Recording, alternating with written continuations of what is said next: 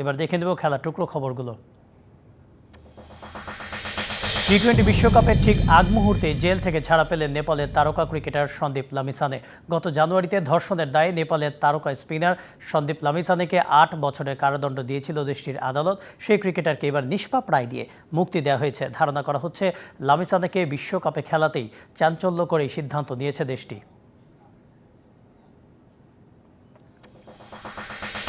পায়ের চোটে আইপিএল থেকে ছিটকে গেলেন পাঞ্জাব কিংস তারকা কাগিসো রাবাদা।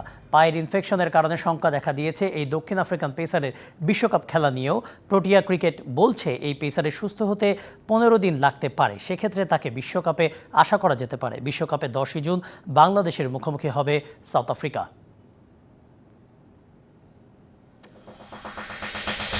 সিলেটে 2 শতাধিক কিশোর ফুটবলারের অংশগ্রহণে উদযাপিত হলো এএফসি গ্রাসরুট ফুটবল ডে। বুধবার বিকেলে সিলেট জেলা স্টেডিয়ামে ফুটবল প্রশিক্ষণে অংশ নেয় তৃণমূলের 2 শতাধিক কিশোর ফুটবলার। প্রশিক্ষণ শেষে তাদের হাতে সনদপত্র তুলে দেওয়া হয়।